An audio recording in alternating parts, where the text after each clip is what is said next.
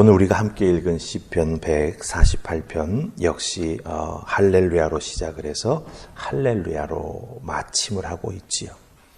그런데 이렇게 할렐루야가 시작하고 할렐루야가 맞춰주는 이 시편 148편을 가만히 여러분 읽으시면 이 찬양 뭐뭐해라, 찬양 다음에 이제 뒤에 여러 가지 표현이 붙습니다만은 이 찬양이라고 하는 표현이 12번 나옵니다. 찬양하라, 찬양하며 이런 모습으로 표현된 이 말의 쓰임새를 가만히 보면 찬양하는 장소가 어디인지, 하나님께 찬양을 올려야 하는 그 찬양의 대상이 누가 되는지, 그리고 왜 찬양해야 하는지 이유를 우리가 알 수 있다라고 하는 것이죠. 그래서 찬양이라고 하는 단어가 사용된 횟수도 많지만 그 횟수를 통해서 찬양을 어떤 경우에 하는지, 어떤 상황에 해야 하는지, 어떤 사람이 해야 하는지 그 모든 것을 이 찬양하라라고 하는 이 표현을 통해서 우리에게 알려주고 있다라고 하는 것입니다. 그런 의미에서 보자면 이 시편 148편을 지은 정말 하나님 찬양하기를 좋아하고 하나님 예배하기를 사모하는 이 시편의 기자는 모든 피조 세계를 살피면서 그 하나님께서 창조하신 모든 피조물을 하나님을 찬양하는 찬양의 장소로, 그 찬양하는 마음으로 그 다 초대하고 있는 것을 우리가 보게 된다라고 하는 것이죠. 믿음의 안목으로 말씀을 가지고서 자기가 살고 있는 모든 주변을 돌아보니 하나님 앞에 찬양할 수밖에 없는 모든 피조물들이 정말 곳곳에 가득 차 있는 것을 발견하고 그 모든 피조물을 하나님께 찬양하자고 초대하고 있는 것을 우리가 발견하게 됩니다. 이 찬양하자고 초대하는 초대에는 바로 우리들도 포함되어 있습니다. 우리들도 하나님 찬양하자고 초대받았다라고 하는 것이죠. 그렇다고 한다면 오늘 주신 이 새벽 말씀을 가만히 살펴보면, 특별히 제가 이 말씀 준비하면서 저 자신의 찬양하는 마음과 태도를 깊이 살펴보았습니다. 이 시편의 기자는 그 작은 미물까지도 하나님 찬양하자고 초대하고 있는데, 하나님 앞에 구원받은 자라고 하면서 살아가고 있는 나는 어떤 마음, 어떤 모습, 혹은 내가 하나님을 찬양한다라고 하는 것을 느끼는 상황이 어떤 상황인가라고 하는 것을 가만히 살펴보았습니다. 기쁠 때 하기도 하고, 때로는 우울한 것을 떨쳐내기 위해서 하나님 앞에 찬양하기도 합니다. 하지만 한 가지 느낀 것은 내 존재가 하나님 앞에 정말 찬양의 존재가 되어야 하는구나라고 하는 그 부분은 많이 부족하다라고 하는 것을 깨달아 알 수가 있었습니다. 나의 찬양은 정말 나를 만드신 하나님을 찬양하는지, 아니면 내 기분의 해소를 위해서 찬양하는지 우리가 한번 잘 살펴보면서 오늘 주신 말씀 속에서 우리가 찬양해야 될 이유를 함께 살피고 은혜 나눌 수 있기를 원합니다. 자, 제일 먼저 여러분과 함께 나누고 싶은 것은 이 시편 기자처럼 우리들의 삶에서 찬양이 그냥 노래로서의 찬양으로 끝나서는 안 된다라고 하는 것입니다. 오늘 이 시편 기자가 찬양하라 혹은 찬양하며 이런 표현을 쭉 쓸 때 가만히 보면은 찬양이 노래이기 때문에 찬양하라고 하는 적은 한 번도 없습니다. 찬양해야 될 이유와 찬양해야 될 믿음의 고백이 그 초대하는, 찬양하라라고 우리를 초대하는 내용 속에 하나하나 다 담겨져 있는 것을 보았다라고 하는 것이죠.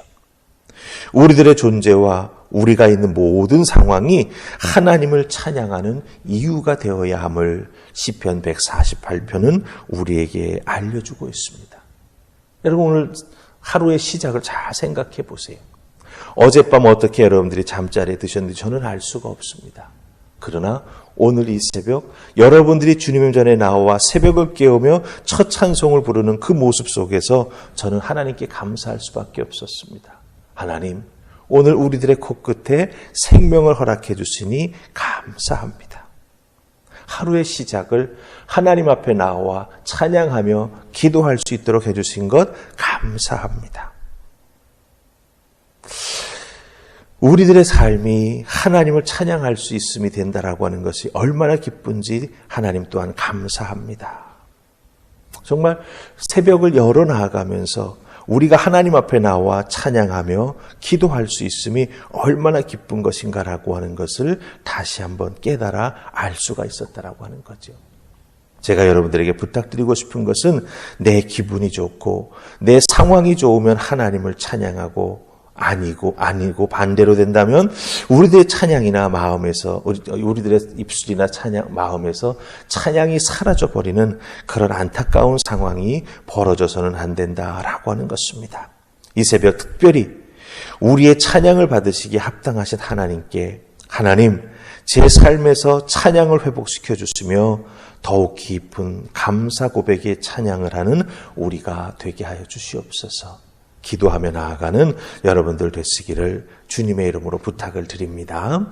자, 그렇다고 한다면 이 시편 기자의 마음을 통해서 우리가 하나님 앞에 이렇게 정말 전 존재로서 찬양하기를 소망하며 나아갈 때 하나님께서 그 찬양하는 백성들을 어떻게 해주실까요? 우리 14절 말씀 가서 보십시다. 하나님 찬양하기를 사모하고 삶의 모든 영역에서 하나님을 찬양하기를 소망할 때 하나님 어떻게 해주실까? 14절 같이 읽습니다. 시작. 그가 그의 백성의 뿔을 높이셨으니 그는 모든 성도 곧 그를 가까이 하는 백성 이스라엘 자손의 찬양을 받으시리로다. 할렐루야. 아멘. 하나님을 가까이 하는 백성, 이스라엘 백성을 말하죠. 하나님을 찬양해야 됩니다. 왜 찬양해야 합니까? 하나님께서 이스라엘 백성의 뿔을 높여주셨기 때문이다. 이렇게 말합니다. 이스라엘 백성의 뿔을 높여주셨다. 물론 여기서 뿔이라고 하는 것은 순양의 커다란 뿔을 말합니다. 순양의 뿔이 이렇게 뒤로 이렇게 제껴져 있어서 공격적인 것 같아 보이지 않지만 이 순양이 가지고 있는 커다란 뿔은 특별히 적의 공격에서 자기를 방어합니다. 그리고 부딪힐 때 그 충격이 어마어마하다고 합니다. 그래서 자기를 방어하기도 하지만 때로는 궁지에 몰리면 그 커다란 뿔을 가지고 상대를 향해서 달려나가 받아서 넘어뜨리는 그런 역할도 이 순양의 뿔이 한다라고 하는 것이죠. 그런 의미에서 방어도 하지만 때로는 공격도 한다라고 하는 것입니다. 하나님이 그런 이스라엘 백성들에게 그런 힘과 능력의 의미를 가지고 있는 뿔을 높이 세워주셨다라고 하는 거예요. 하나님이 보호해 주시고 하나님이 때로는 이스라엘 백성들을 위해서 공격해 주셔서 이스라엘 자손들을 늘 보호해 주신다라고 하는 의미가 된다라고 하는 것이죠. 그런데 중요한 것은 그 뿔을 주셨다라고 말하지 않고 그 뿔을 어떻게 하셨다고 말합니까? 높이셨다라고 말합니다. 여기서 높이 올려주셨다라고 하는 이 단어가 가지고 있는 의미가 뭐냐 하면 주변의 다른 이방 민족들이 접근할 수 없을 정도로 높이 들어주셨다라고 하는 거예요. 접근이 불가하다라고 하는 의미에서 높이 세워주셨다라고 하는 것을 뜻합니다.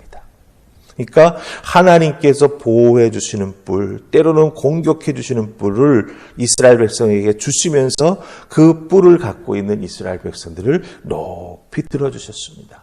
그러니 어떻습니까? 주변에 있는 이방 민족들이 아무리 커다란 군대를 모아가지고 공격해 와도 하나님이 보호하시고 하나님이 공격해 주셔서 이스라엘 백성들은 감히 주변에 있는 이방 민족들이 접근하지 못하도록 손끝 하나 건들지 못하도록 높이 들어 보호해 주신다라고 하는 것을 이 말씀은 우리에게 보여주고 있습니다. 하나님을 찬양하며 나아갈 때 우리들의 있는 상황, 어떤 상황이든지 간에 그 속에서 내 존재를 다하여 하나님 앞에 찬양하고 나아갈 때 하나님은 어떻게 해주신다고요? 우리에게 뿔을 주시되 그 뿔과 더불어 우리를 높이 올려 세워주시는 하나님이 되어주신다라고 하는 것입니다. 이 시기가 얼마나 어렵습니까? 하나님의 자녀라고 피해갈 수 있는 상황이 사실은 주어지지 않는 걸 보게 됩니다.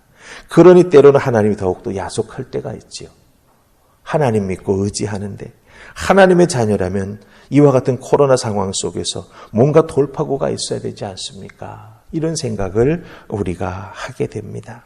하지만 여러분들, 이 어려운 시기에 하나님을 믿는 우리들, 하나님 앞에 예배하면 얼마나 귀한 것입니까? 요즘 뉴스에 시끄러운 거 하나 있지요. 어느 시에서 예배드리는 곳에 그 방역 수칙을 잘 지키는지 안 지키는지 몰래 가서 확인해보고 신고하면은 포상을 해주겠다라고 그래서 그게 지금 시끄럽습니다. 아주. 어떻게 그럴 수가 있을까 하는 생각을 해보게 됩니다. 하지만 그럼에도 불구하고 우리는 예배를 쉬지 않지요. 포기할 수 없지요. 그리고 더욱더 방역에 충실하면서 세상 사람들에게 흠잡힐 일 하지 아니하면서 하나님을 예배하는 하나님의 자녀가 될 때 하나님께서 우리에게 뿔을 주시고 그 뿔을 주신 우리들을 높이 올려 세우셔서 감히 이 세상의 사람들이 손댈 수 없도록 보호하시고 지켜주신다라고 하는 것입니다. 세상의 파도가 높고 도전이 높지만 우리에게는 도달할 수 없을 만큼 높이 하나님의 은혜와 하나님의 영광과 능력 가운데 세워주신다라고 하는 것입니다. 비록 우리는 연약하지만 하나님이 우리의 힘이 되어주셔서 우리를 안전한 곳, 높은 곳, 세상에 쓰러뜨리지 못하는 곳으로 우리를 이끌어 주셔서 안전하게 보호해 주신다라고 하는 것입니다. 그러니 두려워하지 마십시다. 그리고 세상을 욕하지 마십시다. 얼마나 불쌍한 존재들입니까? 하나님을 예배할 줄 모르고 하나님을 예배하는 자들이 어떻게 하고 있는가를 살펴서 신고해야 된다. 정말 그 마음이 어떤 마음이겠냐라고 하는 걸 생각하면 사실은 화가 나다가도 그 영혼이 너무나 불쌍해지는 것을 발견합니다. 주님의 마음으로 이 세상을 바라보시면서 하나님 우리를 높여 지켜주시니 감사합니다. 그 와중에 우리가 높아졌다고 안심하고 좋다고 끝나는 것이 아니라 그 하나님께서 지켜주시는 것을 알지 못하는 이 세상의 수많은 사람들에게 주의 은혜와 사랑을 전할 수 있도록 우리를 사용해 주시옵소서.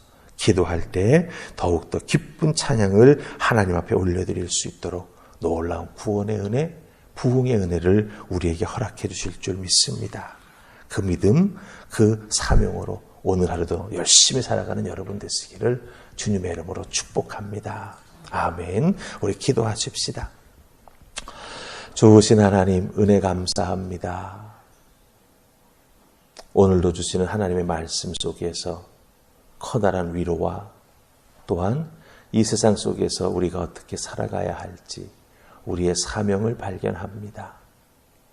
우리에게 뿔을 주시고 우리를 뿔과 더불어 높이 세워주실 때 감히 세상은 우리를 공격할 수 없음을, 넘어뜨릴 수 없음을, 아니 손가락 하나도 까딱할 수 없음을 저희들은 믿습니다. 이 믿음 가지고 이 세상을 불쌍히 여기는 저희가 되게 하여 주시옵소서. 교만한 마음에서 불쌍히 여기는 것이 아니라 주님의 마음으로 불쌍히 여기게 하여 주시옵소서. 그리하여서 하나님 우리를 높여주시면 우리는 더욱더 낮아지는 마음으로 세상을 향해 나아가게 하시고 세상을 위하여 기도하게 하시고 세상을 향해 손 내밀어 주의 은혜와 사랑을 나눌 수 있는 우리 모두가 되게 하여 주시옵소서. 오늘 나의 삶의 전 존재를 통하여 하나님께 찬양하는 은혜가 충만할 수 있기를 소원하옵고 예수님 이름으로 기도하옵나이다. 아멘.